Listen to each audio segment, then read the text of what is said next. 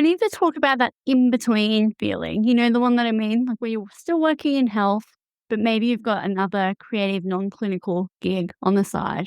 And that feels like the work that you really want to be doing. So, in this episode, that's exactly what I want to talk about. I want to unpack what it's like to be in that really messy middle bit there. I know something's not quite right, but I don't exactly know what to do yet. Because, yeah, I've been there. Oh, I think I really still am there.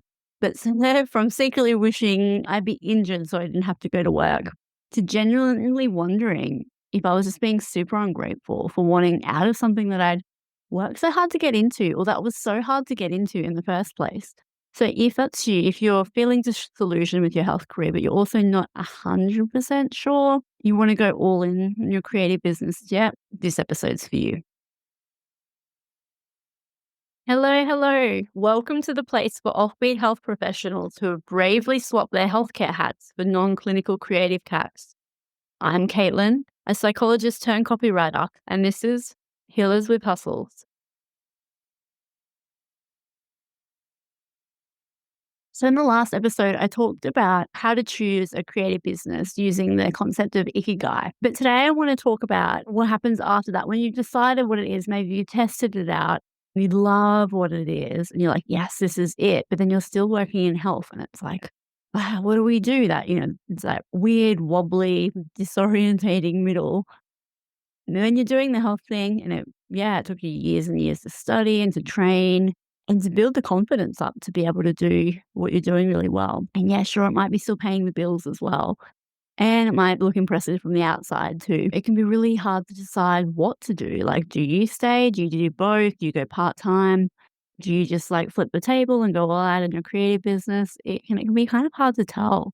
And so the psychotherapist in me really wants to say that we can learn a lot from discomfort, which sounds really like a little bit high rolly and cringe. But it's kind of true. Like if we sit there and we're trying to work out what the discomfort is trying to tell us, it can have clues. But it doesn't always mean that the profession is totally wrong for you. Like sometimes it's a setup. Like it might be the structure of your day, the environment. Maybe if you worked in private practice, things might be better because you have more flexibility around the way you want to work. Maybe your caseload's too much. Maybe you need longer sessions or different clients, or maybe you just need like Mondays off. And sometimes those small tweaks can really change everything. So I really encourage you to try and experiment and find out what the thing is that you don't particularly like about your health work. So for instance, with me, I know things dramatically improved when I was working in a government job and I took Mondays off and I was like, oh my God, this is the most amazing thing in the world, because I had the Sunday dreads hella bad. I wonder if maybe taking Mondays off is like an antidote to stress. Maybe, if it's possible. Then I also remember when I went into private practice for myself, and that was another moment of realizing like, wow, I can really set this up how it works for me. Like I can start when I want. I don't have to do 6 patients a day. I can do what works for me. I can do after hours appointments if I want. But in saying that, like if you've tried a few things and maybe you've experimented a bit to try and work out what the thing is about health that you don't like, well, maybe it actually is the profession. Because if you think about it, like we go to uni for so many years and we don't really get an idea of like what the actual profession is until we've almost finished our degree. So you might have like an internalized like fantasy idea about what the profession's like when you work in the job. But often it's really, really different, I should say. And maybe the systems aren't set up so you can even do the work that you want to do. And I think that's why a lot of people go into coaching as well. Well, at least a lot of my copywriting clients, coaching copywriting clients who I've done their website copy for, that's a lot of the key reason in their story about why they decided to go into coaching is because they could do the work that they actually really wanted to do by doing their profession. But then when they went into the profession, they realized that, yeah, it's not so straightforward. You can't exactly do whatever you want. There's so much bureaucracy or red tape. But then, of course, that means stepping out and leaving behind something that's really comfortable, which cue the discomfort again. So much discomfort, right? Oh my gosh. And that's really difficult to admit as well when you've worked so long to get where you are.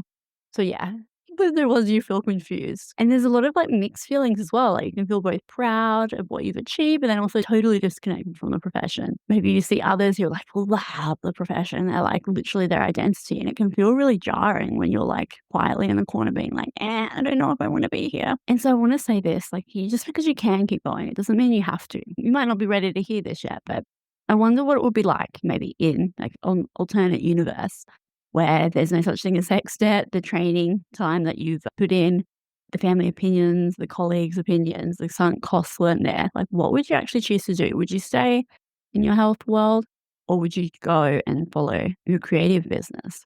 Or maybe it's something else as well. Maybe it's a third thing as well. And I think that's why it's really important to actually sit in that uncomfy feeling and see what emerges. Because you might be choosing between A and B, but maybe if you sat there, a third thing might come out. A third thing might emerge, as Jung would say. And so I think, as always, I just want to say that you're allowed to feel like confused, but you're also allowed to want more than what you have now. And you're also allowed to outgrow things. And you're also allowed to say, like, I have no idea. And you're allowed to grieve the path you thought that you would be on or that you felt would be different. And you're allowed to be in this in-between phase. And I know it might sound really weird and maybe counterintuitive, but sometimes, like I've said, I'll say it again, like sitting in this period and kind of sitting back and maybe not making big decisions, but just kind of trying to work out what this discomfort is telling you, or maybe making small tweaks, like I said, about changing how you set up your day or the systems or maybe the people who you're surrounded with as well. There's so many different things that you could be doing to try and understand that discomfort or that what doesn't sit right about being in health for you, because I don't think there really is a clear answer, and it's going to be different for everyone as well. Like my experience might be totally different. It'll be totally different to your experience. And that's why I think that having these conversations out loud is so important to help normalize it, yeah, it's hard being a healthcare worker. It's so hard. And it's okay as well. Like you don't have to keep pushing through if there's something else that you deep down really want to do. And so I encourage you to, if this idea spoke to you and you know someone who might be going through something like this, share the episode or even send me a DM. You can always contact me. I spend far too much time on my copy Instagram, so at Bell Copy Co. And I'd love to hear you if you found this helpful or if anything I said resonated, or maybe if you don't agree as well. I would love to hear from you. Hang in there. Good luck and take care. I'll see you next time. Bye. All right. That's the end of another episode. Thank you so much for tuning in to Healers with Hustles. If you've enjoyed today's episode, will you do me a tiny favor and subscribe to the show? Just tap the subscribe button on your favorite podcast platform, and you'll be the first to know as soon as a new episode drops. Thanks so much for listening. Okay, ta-ta for now.